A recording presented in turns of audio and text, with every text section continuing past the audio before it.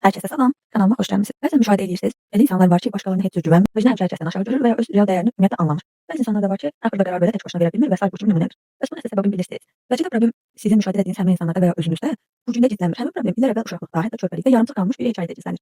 Bugünkü başıboş düşüncələr seriyamızda istəyirəm ki, həyatın içindən olan, amma eyni zamanda elmi əsasını da qoruyaraq öz düşüncələrimi paylaşım. Ümumiyyətlə, bu 8 inkişaf mərhələsini məşhur psixoloq Erik Erikson müəyyən etmişdir və o bu 8 mərhələni belə anlamlandırmışdır. Deməli, bizim qarşımıza bir böhran, yəni psixoloji konflikt çıxır. Əgər o konflikti aşa biliriksə, deməli biz öz yerimizi, öz mənimizi qazana bilirik. Yox, orada ilişib qalırıqsa, bu gələcəkdə, yəni indiki yaşlarımızda və ya növbəti yaşlarımızda böyük bir problem olaraq yenidən qarşımıza. İndi isə baxaq görək bu 8 mərhələ nədir və bizim qarşımıza nə şəkildə çıxa bilər. Ya da bunu necə müşahidə edə bilirik. Deməli, birinci mərhələ adlanır güvən və güvənsizlik. Bu 0-1 yaş arası olan mərhələdir. Demək olar ki, körpə doğulan kimi başlayır. Dünyaya və insanlara qarşı hər kəsin bir görüşü olur. Ola bilər ki, biz xatırlamırıq, amma bizim şuursuzluğumuz bunu xatırlayır. Bəzi körpələr var ki, valideynləri onun təbii ehtiyaclarını vaxtında qarşılamır, ona yetəri sevgini vermir, ona o dəyəri göstərmir, hələ körpəlik vaxtından və bu uşaqlar üçün dünya təhlükəli bir yerdir. Ya da tam əksi, çox qəşəng qayğı gördükdə, çox qəşəng dəyər hiss etdikdə, təməl ehtiyacları qarşıladıqda onlar artıq güvən hissini formalaşdırmağı bacarırlar. Kimlər ki bacarmırlar, onlarda güvənsizlik hissi formalaşdığı kimi onlar o dövrdə də ilişib qalırlar. Məsələn, nümunə olaraq, demək olar 3-5 nəfərdən birində görürük ki, fərq eləməz məktəbdir, iş yeridir, gündəlik həyatda heç bir güvənə bilmirlər. Məsələn, bir işi təkrar-təkrar yoxlayırlar. Mütləq ki, ikimiz onlara pislik eləyəcəyini düşünürlər. Daim təşviş halındadır. Yəni onlar üçün kiməsə arxayın olmaq bir əzab kimi bir şeydir.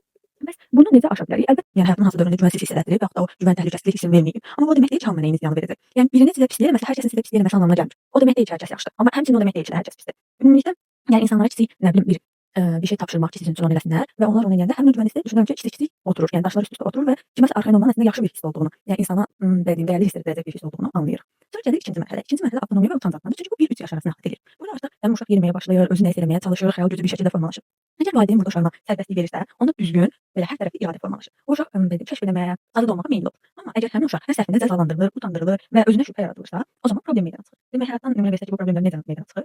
Məsələn, elə bir insan düşünür ki, o öz başına heç bir qərar verə bilmir. Həmişə başqalarının təsdiqinə ehtiyac duyur. Çünki o axı hər dəfə səhv elədikcə utandırılır. Düşünür ki, birdən səhv edirəm və səhv elədikcə mən yenə biabır olaram, utandırılaram və s. Məsələn, menüdə bir çox yemək var, amma yenə yemək istədiyim başqasından soruşur. Bir çox geyim var, amma hansı geyimlə onu yarışdırım başqasından soruşur. Bunu özümüzdə necə aşa bilərik? Məsələn, səhv etməyin insani bir duyğu olduğunu anlamaqla. Yəni səhv etmək insana məxsusdur. Həm də səhv etmək bir anlayış ümumiyyətlə yoxsa təcrübədən keçirmək var. Təcrübədən keçirdirsə məsələn uyğunluq olmadığının fərqinə varsan. Bu düşüncəni düşünürəm ki, insan özündə aşılamaq bacarsa, o zaman bir çox qorxusunun öhdəsindən gəlmək üçün ilk addımlarını atmış olar. Sonra gəlir üçüncü mərhələyə. Üçüncü mərhələ adlanır təşəbbüs və günahkarlıq. Bu mərhələdə 3 və 5 yaş arasında təşkil edir. Buna nə aiddir? Axı artıq 3-5 yaşda uşaq xəyal gücü daha çox inkişaf edir. Artıq suallar verir, oyun qurur, nəsə bir təşəbbüskarlıq göstərir. Əgər ki, həmin o, yəni etdiyi işlərdə dəstəkləyəcəksə, artıq məqsədyönlü, öz ağlına qoyduğunu edə bilən bir insana çevriləcək. Yox da əksinə tənqid edirsə, atdığı hər addımda özündə bir günahkarlıq hissi yaranacaq, formalaşacaq daha doğrusu və öz ehtiyaclarını dilə gətirmək bir egoistlik olduğunu düşünəcək. Məsələn, bu insanları necə tanıya bilərsiniz? Bəlkə fikir verin, heç vaxt öz haqlarını müdafiə etməyəcəklər və öz istəklərini önə çəkməkdən dəhşətli dərəcədə çəkinəcəklər. Yəni bir şey istəməsələr belə hamı istəyirsə, istəmədikləri ümumiyyətlə biri var ki, məsələn, istəmədiyin dilə gətirsən amma razılaşsan, biri var ümumiyyətlə dilə gətirməsin. Yəni onlar düşünürlər ki, nəsə istəsələr digər insanlar ondan narazı qalacaq və günahkar özləri olacaqlar. Bəs bunu necə aşa bilərik? Öz istəyini dilə gətirmək və ya öz haqqını tələb etmək heç vaxt egoistlik adlandırılmamalıdır. Çünki bu hər kəsin ən təbii haqqıdır və şüurlu şəkildə yox deməyi öyrənmək lazımdır. Yox demək, yəni bir insan pis vəziyyətdə qoya biləcəyi düşüncə deyil. Əgər bir şey eləmək istəmirsənsə, istəmirsəndir. Yəni onu başqasının xeyri üçün hə deməyin bir mənası yoxdur. Sonra gəlir dördüncü mərhələ. Bu mərhələ adlanır çalışqanlıq və aşağılıq hissi. 6-12 yaş əhatə edir. 6-12 yaşda artıq məktəbdə olan dövrə təsadüf edir. Bu uşaqlar nəsə öyrənirlər, bir-birlərinə yarışırlar, rəqabətdə olurlar və s. Əgər ki, həmin uşaqlar bu öyrənməyə can atmaq həvəslərinə görə təqdir edilsələr, onlar özlərini bacarıqlı hiss edirlər və bu çox gözəl bir hissdir. Amma da başqalarıyla müqayisə edirlərsə, xüsusilə də bizim cəmiyyətdə xalqın uşağı termini var. Həmin termin varsa, onda dərin bir aşağılıq kompleksi kök salıb deyə bilərik. Məsələn, o verdiyim misalçı xalqın uşağı. Bir də bu impostor sindromu adlanan, yəni saxtakarlıq sindromu yaşayırlar belə insanlar. Niyə? Çünki uğurlarının sadəcə təsadüf olduğunu düşünürlər. Əslində özlərinin bacarıqsız biri olduğuna inanırlar və düşünürlər ki, yəni heç vaxt tam deyillər də. Və öz uğurlarını görməzdən gəlirlər. Və buna aşmanın ən yaxşı yolu da insanın özünü sadəcə özü ilə müqayisə etməkdir. Çünki məsələn, birinin harda başladığını biz heç vaxt bilmirik. Hətta Möhtəşəm Qəsr sayəsində belə bir cümlə var idi və mən bunu köhnə videolardan birində də demişdim. İnsanları mühakimə edən zaman onların necə bir ortamdan gəldiyini və necə bir keçmiş keçirdiklərini düşünməliyik. Kimin hansı nöqtədən başladığını heç bir zaman bilmirik. Və bunu özümüzə və yaxud da ətrafımızda aşılamalıyıq ki, müqayisə edəcəksənsə özünü əvvəlki halından sonrakı hala verəcəksən. Başqası ilə özünü etməyəcəksən. Sonra gəlirik 5-ci mərhələyə. 5-ci mərhələdən kimlik və rol çaşqınlığı dövrü və 18 yaş edir. Və voila, yeniyetməlik dövrü. Yeniyetməlik nə deməkdir? İnsan özünü axtarması. Mən kiməm, mən nə istəyirəm? Yəni bu sualların ən kiçik hissədə olduğu sualdır. Və burada İnsan gərək bu böhranı aşıb öz olmaq istədiyi yeri, öz formalaşdırmaq istədiyi şəxsiyyəti tapa bilsin. Tapa bilənlər tamam həyatına öz axarı ilə davam edir. Amma tapa bilməyənlərdə rol çaşqınlığı yaranır. Bunun ən ideal nümunəsi nədir? Məsələn, bu yeniyetmə dövrü ixtisas seçimində də təsadüf eləyir və bəzi uşaqlar var ki, ailəsi onların yerinə məsələn ixtisas seçirlər ki, oxu. Və həmin kəndlərdə özlərini tapa bilmirlər. Axı özlərini tapmaq üçün icazə veriləcək bir boşluq qoyulmayıb onlara. Ona görə tapa bilmirlər. Tez-tez iş dəyişirlər, məşğuliyyət dəyişirlər, bir gün rəssam olmaq istəyirlər, bir gün kosmonavt olmaq istəyirlər və s. kimi. Çünki bu yaşadıkları həyat özlərinin yox, başqalarının olan istəyi oldu və başqalarının istəyi onda sənin əlində və ideal şəkildə oturmayacaq. Ona görə də bunu aşmanın ən yaxşı yolu hər kəsin gözləntilərini bir kənara qoyub sırf özünü həyəcanlandıracaq şeyləri tapmaqdır. Və haçan ki başqalarının yox, özünün özünə qarşı olan gözləntilərini qarşılaya biləcək kimliyi tapmış olacaq. Həmin insan. Psixologiya müəlliminin çox qəşəng bir sözü var. İndi və burada. Tamam, o sən onu eləmişdin. Bəs indiki sən niyə təkrarlayır? İndi və burada. O qədər xoşuma gəlir ki, həyatımın hər anında mən də tətbiq eləməyə çalışıram ki, indi və burada ol. Yəni olan oldu, keçən keçdi. Və bir də çox qəşəng bir şey demək istəyirəm ki, keçmiş bizi idarə eləməməlidir. Çünki keçmiş yəni sadəcə bizim getdiyimiz yolu göstərir, amma bizim həyatımızı idarə edən bir şey onun əlində deyil. və hər zaman gələcək formalaşdırmaq bizə məsələ. Ola bilər ki, indi şərait yoxdur və imkan yoxdur deyə düşünürük. Çünki belə düşünürük. Tam əksini düşünəndə insan çıxış yolu axtarmaq istəyir. Mütləq ki, ən yaxşı şəkildə olmasa belə müəyyən bir şəkildə tapır. Yəni həqiqətən insan öz adını və izini tapa bilir. Sadəcə bunun üçün vaxt lazımdır, bunun üçün müddətcə çox dahi bir şəxsiyyət olmağa ehtiyac yoxdur. Sadəcə insan öz maraq və meyllərinin hansı sahə olduğunu tapmalıdır ki, gələcəkdə özünü orada inkişaf etdirmək bacarsın.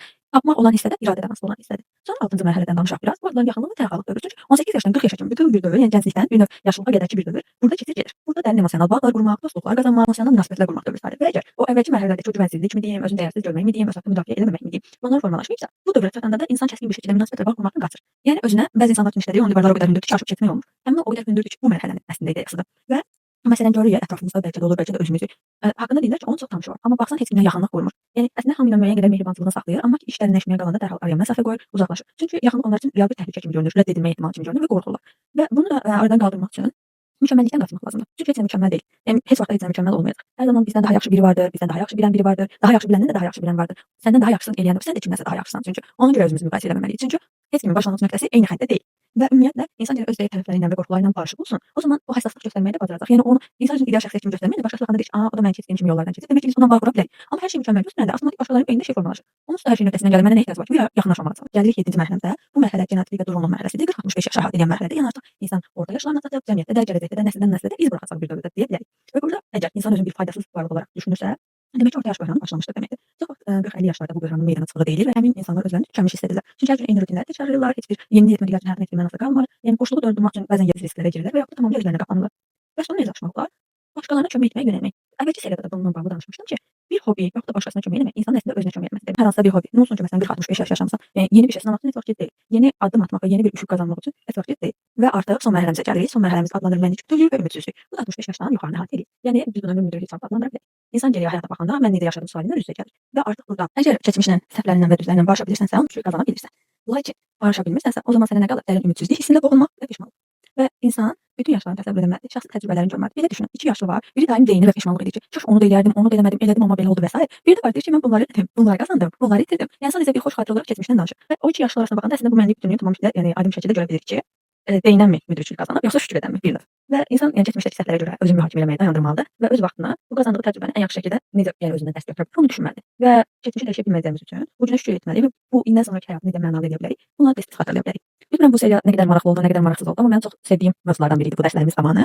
Çünki həyatımızdakı reaksiyalar, qorxular, hər birinin yəni o hiss etdiyimiz o dərin boşluq hissi hamısı müəyyən bir ilə, müəyyən bir davranışa dayandığını öyrənməsində insan və buna yaxşı odur ki, reabilitasiya etmək rahatdır. Yəni öz iradəmizlə müəyyən qədər öhdəsindən gələ bilərik. Gələ bilməsə də tərəflər psixoloqlara müraciət edə bilərik əlbəttə ki. Bu gün sizlə görüşmək istədiklərim bu qədər idi. Növbəti videolarda görüşənədək sağ olun.